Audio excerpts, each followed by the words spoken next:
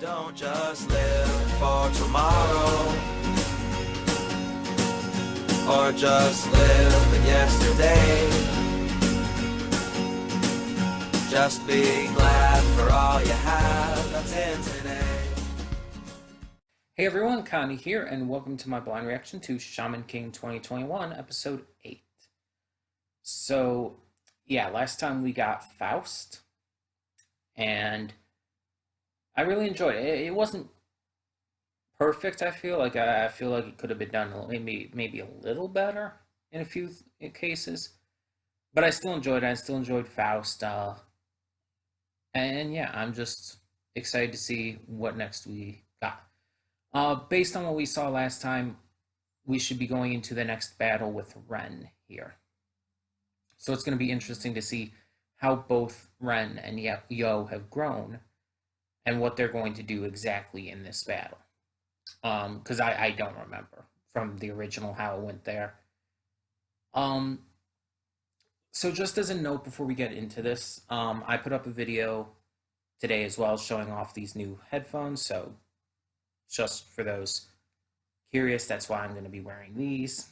Also a note, if you see me like wincing or anything at any point, it's because I shared this on like Discord and Twitter and stuff, but I got like a pretty major sunburn the other day, just yesterday.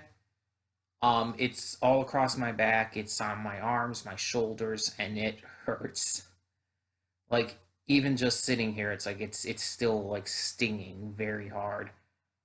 It's it's slightly better than it was yesterday. It was worse yesterday, um, but it's still like pretty bad. It hurts to like move my arms in certain ways. So I also may not be as animated, though I'm not like the most animated reactor ever as it is, but I might not be as animated as I normally am in this reaction and for a few reactions this week just because, pre-recording and all. But yeah, just like moving my arms in certain ways like causes it to like I guess flare up, you could say, because of the way I'm bending and moving, and like the skin like extends or pushes against itself. I don't know how to describe. You know what I'm talking about. But just saying, if you see me like at any point during the reaction, wincing or anything just from the pain, that's why. Hopefully, it'll go away quick. I've had sunburns before. I can deal with them. It's not like this unbearable, horrifying pain. I've had worse pains. I've sprained my ankle and twisted my ankle at times where it's been much worse actual pain than a sunburn has ever given me. It still hurts though, so just letting you know. But yeah. Uh, so I'm excited to see what more we got. But I do want to like note something here real quick. So I saw there was a video on YouTube in my recommended videos. I didn't watch the whole thing, so I don't know everything that was said. But it was a video from someone, I don't even remember the name of the YouTuber, but who's talking about why they didn't like the Shaman King reboot. Based on the first 3 episodes, because that's all that was released at the time that video came out. And a lot of it seemed to be, at least again, what I saw, because I didn't watch the whole thing. But there was a lot of things that were saying like they were saying like talking about the animation, and it points it being either on par or actually worse than the original, which is laughably stupid to say. Like they even showed a side by side comparison, and it was like so much drastically better in the new one. It's like there were some cool shots in the original version. I won't argue that there are some cool shots and everything, but The animation itself is much better than it was. Another issue this person had was with Anna, and they were talking about how like Anna's character didn't make sense in this version, how in the original she was snappy and sassy and everything, and her moments of anger made sense, but in this one she's just angry and vicious and rude and mean for no reason. And it's like, okay, I don't know what like original you were watching, but she's always been like that. Like that's literally her character. It she's not really any different. And then they were complaining about this specific episode, which I think was episode 3, and about how it was like set up and everything. And it's like, I don't understand what you're saying. Like your arguments, I don't understand. I mean, I'm not saying like that person's perspective and view on the episodes or the series or whatnot are wrong. I'm not saying that they're wrong to dislike it. If they dislike it, that's on them, and they have every right to not like something. But that doesn't mean that I have to necessarily agree or understand their point of view. I fully support them having that point of view, and I fully support them deciding for themselves what they think of it. But again, that doesn't mean I have to agree. That doesn't mean that I have to even see their point. Because it's like, there's been some things like with One Piece, for example, where it's like, I don't necessarily agree with people, but I actually do see their point. Like especially when people complain about the length of One Piece, it's like, oh yeah, I can see why that would be a stumbling point for a lot of people. I understand that. I don't necessarily personally agree, but I do understand. But here, I can't agree or understand. Like I don't get any of the points they were making, and I don't think that they're really that valid. Um, and again, that's not to say that their perspective and that their opinion here isn't valid. It is. It's just I don't think that they're really. I don't understand how they could see those issues or those parts of this being worse. I just don't understand because it's been so drastically better than the original in almost every way. And the only things I would say that the original did better were maybe specific scene compositions, specific shots. Again, the original had some really cool like visual shots at points, and that's the only thing I would give it over the new one. Like the new one's not perfect. I've talked about some issues here and there I've had with certain episodes and how certain things were done, like the censorship on Faust dissecting Manta, for example, or various things here and there. But it's like overall, I just it's a massive upgrade in my eyes. And maybe Ed is just speaking through bias here, but it's like I can't see this person's point of view here. I can't understand it. So I wanted to touch on that real quick, just mention that. Plus it buffs out the video length a little bit. Because I've had a few videos lately where it's just like the pre-thoughts have been so freaking short. um but anyways, so yeah, we're most likely going to get another Yo versus Ren fight in this episode. I don't know what else we're going to get. Again, I don't remember exactly what else comes next. Like, there's other characters we have yet to meet, of course. So there's that. Um, but at the same time, I don't know what order at this point they come in at all. I at least thought I knew the order for the most part with the characters up to this point. I didn't, but I thought I did. But I really don't know where it goes now. Because the thing is, it's been a long time since I've watched Shaman King, but I've at least seen the earlier stuff most recently out of the original series. Like the earlier stuff with like Juntao and Faust and all. It's like that stuff I've seen more often and more recently than the later stuff in the series. The later stuff I've only seen a couple times because I've only watched through the entire series a couple times. And it's like I've never really gone back and watched those clips over and over and over again. Well, it's been more than a couple times actually. I think it's been like I think it was like maybe up to half a dozen times I watched the series all the way through. Because I watched it when I first watched it when it aired on TV, and then occasionally I would watch it like almost every year. I kind of did the same with Soul Eater at a point for a few years. So maybe it was like maybe around four times then, four or five. I don't know, something like that. It's been a long time either way. But yeah, like I said, I'm excited to see more. I'm excited to see where this goes because I'm really enjoying this. Um, and again, at a point, it's either going to diverge or go further than where the original anime went because the original anime didn't wasn't able to properly adapt everything. So it's like it's going to be exciting to see exactly where this heads. Um, so we're just going to get this started. Enough with the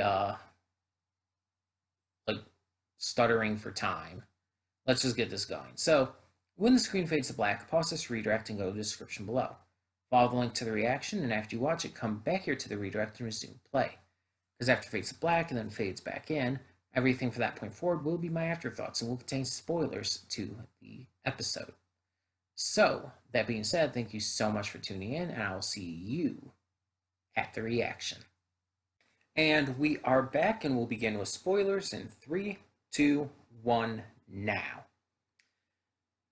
So there's a few things of note in this episode, but I want to say right off the bat, I don't remember any of this. I talked about how in the pre-thoughts how I didn't really have too well of a memory of what happened next or the order certain things happened. I only remembered certain specific aspects of it. Um, like certain characters who have yet to arrive and whatnot, but I don't remember this like at all. Like this was pretty much, you could say, brand new to me. And I don't know if it is. I don't know if this was in the original anime. I assume it was in the manga because that's part of the point of this reboot to be more accurate to the manga. But at the same time, like again, I don't know how much of the manga I actually did read back when I read manga in the first place. So I don't even know how far I made it into that. I don't remember any of this at all. I don't remember Manta's family at all. I don't remember this pink haired girl or her spirits. I don't remember the sensory deprivation training. I don't remember any of this. And in a way, I'm happy about that because it's because it's so fresh to me, because it's so new, so unexpected. It allows me to enjoy it more from a honestly from a more objective viewpoint, I guess you could say. Even though it's all subjective as it is, just in terms of tastes and personal preferences and whatnot, I'm not instantly thinking to compare it to what I remember from the original and whatnot because I don't remember any of this from the original, whether it was in it or not. So because of that, it's like that's not what my mind was going through with this. I was just thinking like, let's see what this is. And it was a mix of really, really good and really weird and uncomfy. So let's talk about the weird and comfy stuff first to get it just out of the way. Those spirits. Tamayo's spirits. I get the joke. I understand what it was going for. But that doesn't mean I want to see that. It doesn't mean that I'm comfortable with that. Like I get it. I understand that's a thing with tanukis and a lot of Japanese myths and whatnot. The big old ball sack. It's in Pompoko. They fly with it and shit and store things in it. It's really freaking weird and creepy, and I don't like it. And the fact that he was being crushed by it, he was being held and crushed by it. I'm just, I'm really uncomfy by that. Like I say that almost like to try and like make it like lighthearted and jokey, like saying I'm uncomfy with it, but I'm very legitimately uncomfortable about it. It's really bothersome. Not in a way to where it ruins the episode or the series or anything, but it feels so out of place to have that kind of comedy in this series. Like in other shows or movies or whatnot, fine, sure, I can deal with it in that. But for a series like this that otherwise is like has had some comedy for sure and some goofy, silly stuff for sure, but never to that point. It just feels like it doesn't work. It feels so off to have this Tanuki wrap Manta up and hold him and squeeze him in his ball sack. To have the QB pissing on him, and it's just like I don't like this. It's so fucking weird and creepy and gross, and it's like I'm not comfortable with it at all. And it's like it's almost a little disappointing because Tamio having her divination abilities is really interesting. And hell, I'd be fine with the entire thing of the fact that her spirits were lying to her about Manta and Ryu being dangerous. That I'm fine with. It's literally just what they did there with the balls and the pissing, and it's like it is so legitimately un. Uh, uh, I'm just not comfortable with it at all. So let's move on. One of the big themes in this episode that I really noticed was the um the differences of Yo and Manta's families. We see right away in the episode we meet Manta's family. His sister seems like she's a little bit of a troublemaker. She seems like she likes to see Manta get in trouble and likes to mess with him and stuff like that.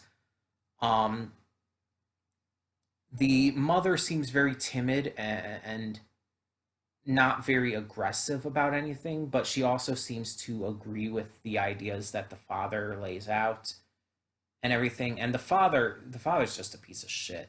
He's an abusive piece of shit. And this family seems like it's toxic. It's completely unsupportive. And it's one of those cases where a parent is forcing their ideals, beliefs, and desires onto their child and trying to live vicariously through them. And I hate it when parents do that. It's one of the worst things outside of like obviously violent crime that a parent can do to their child just in typical sense. Like it fucks up so many people's lives, their mentalities, their emotional health to be raised like that. And a lot of times it takes a lot for a person to recover from that kind of thing. It's not that easy. And we see how it affects Manta, especially with the entire thing about being sent to America and whatnot to continue his studies and everything. It's just like And this seems to be pretty common in a lot of shows and movies and whatnot, where this happens with a family who usually has some kind of power, usually like rich or runs a company or both or whatever else. And we see that here. He has a well-off family. They are like this number one company. They're really big, and it's just like so they have this kind of ideal for their son that he has to live and act and grow a certain way so that he can take over the business. And it's like trying to force your child to take over your business in the first place is really fucked up. That should be completely their choice if they want to. But all this other stuff too. And then Yo ends up pushing Manta away, which only makes things worse, honestly. But we understand why Yo's doing it, and it's good reason. It's just not the best execution of doing things. Um, but yeah, so we see Yo's family by comparison, and we don't get to see all of them, but we do get to see his grandfather, who is the, I guess, the notable member of his family that we know of. Um, and we see the complete difference. While Manta's family was extremely, honestly, bigoted towards Yo and shamans, and wanted Manta to have nothing to do with it, and was not supportive of Manta at all, did not care what he wanted. Yo's grandfather, on the other hand, is kind of the complete opposite. He's extremely supportive of Yo's friends. He wants them to be there for Yo, which is a great thing. On top of that, he genuinely does believe in Yo. And he wants Yo to not just succeed and become Shaman King, but he wants what's best for his grandson. And he wants his grandson to be happy. And I love that. That is how he should be. And he's still a tough master in terms of training and everything. But Yo wants that. Yo wants to be trained to a point where he's going to be able to be Shaman King. So he wants that little bit of toughness in that regard. But it's very clear that Yo's grandfather loves him and that he listens to him and that he cares about his relationships with his friends. He's also, like Yo, it's made clear that he's also very free spirited. It seems to be a thing with their family, and that he's very just open to things. He doesn't seem like Manta's father to be very like hateful and bigoted and to have these just sweeping generalizations. He seems like he's a lot more accepting because he comes in, just sees all these people there, and it's like, oh, you're Yo's friends, please take care of him, kind of thing. And it's like, oh, cool. He doesn't care who they are, it doesn't matter to him. And I think that's awesome. But it also shows a very strong contrast between these two families and the way that these characters were raised. You can kind of see why they are the way they are, why Yo is so free spirited, and why Manta is a little more high strung. You get that now, and I really like that this episode went into the contrast of that, and really showcased how your upbringing affects who you are. In a lot of ways, how you are raised is going to affect you, and not always in the way you think, and not always positively. And so I really like that was touched on here, even if it wasn't directly talked about within the context of the dialogue. um, I also like the focus on loyalty towards friends in this episode, both with Manta and Ryu. Manta's being shipped off to America after he's been pushed away by Yo and very rudely treated, honestly. And yet, when he's there at the airport, he realizes that Yo probably didn't mean that. And he realizes that he's enjoyed his life just that much more since he's met Yo. That they've become really close friends and that he values that. And so, despite his family's wishes, he just leaves. He doesn't get on the plane, although he does forget his wallet in his suitcase, which is like, why would you put your wallet in your suitcase? Keep that in your pocket. It's like, really? But he leaves and he's just like, no, I'm not doing this. I'm not following your directive for my life. I'm going to enjoy my life and I'm going to have fun with my friend. And that's awesome. And I love that.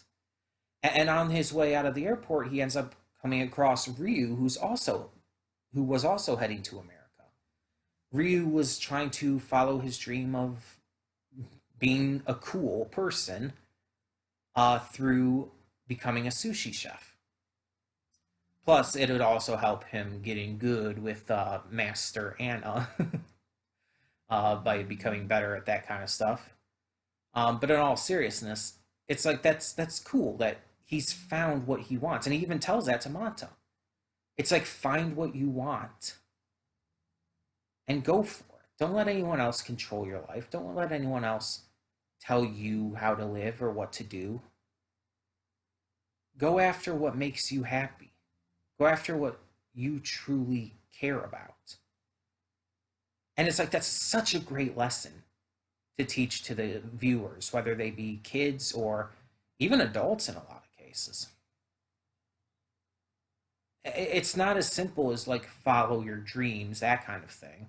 It's much more real than that.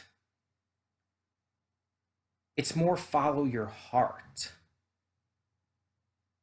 And I think that resonates with just people in general more than the idea of follow your dreams. Follow your dreams is a lot more vague and a lot more just, for lack of a better word, dreamy. It's like there's so much that goes along with that, and it's just like following your heart makes much more sense and feels much more natural, I feel. Um, and then we have Ren. So at the end, we have Ren talking with Besson.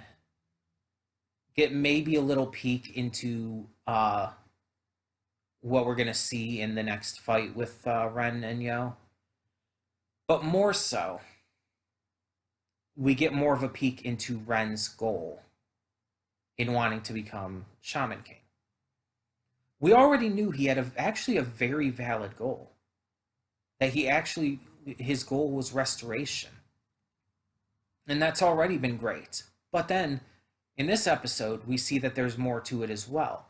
He is angry at the way his family has become.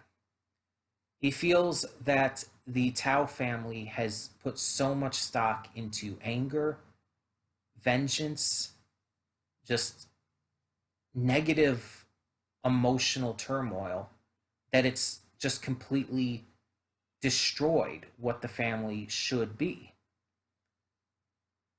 And Ren wants to change that. He wants to restore the family and allow it to become, I guess you could say, more peaceful, less about rage and vengeance and whatnot, and more about just like life, living, peace. In a way, it's not that different from Yo's dream. And so it's like there's definitely a wild comparison here to make between these two, which, yeah, of course, we've kind of already gotten that feel that they were like two sides of the same coin kind of deal. But we're seeing it more and more here. So I really like that. I really like how they're working that. The only problem here is that Ren's goal, while good, very good, is marred by not so good execution. Because his entire way of trying to restore this peace and getting rid of anger and vengeance is by following anger and vengeance. It's by following a very destructive lifestyle that he wants to get rid of in the first place. And I don't think he realizes it. I don't think he realizes how hypocritical he's being.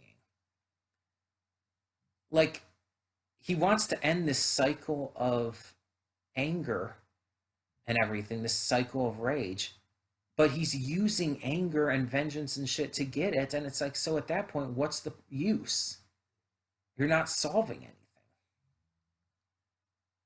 It's just like you're literally just perpetuating the cycle further. And it's wild to me. But I think that's the point. I think that's what it's supposed to be going for here. And I'm very interested to see what happens next. Because like I remember Yo and Ren having a second fight. I don't remember too much what happened, but I remember they did that. I remember that they did, but I don't remember pretty much anything from this episode. And it's like, geez, I'm really really interested to see where this goes next. Um, and I'm glad for that. I'm again, like I said in the pre-thoughts, I'm glad. Or I think I actually said it here in the afterthoughts, rather. I'm glad that I'm not knowing this stuff because it allows just for such a fresh perspective. And it's like, yeah, there's going to be a lot of this I do remember even still at this point, just not as much compared to how it had been in the first 7 episodes. But I'm very much excited to see where we go next, what we do next. I'm excited to see this fight with Ren. So we'll see how it goes. In the meantime, tell me in the comments below what you thought of episode 8 of Shaman King 2021, and thank you so much for tuning in. For now, I'm Connie and I'm signing off. See y'all next time.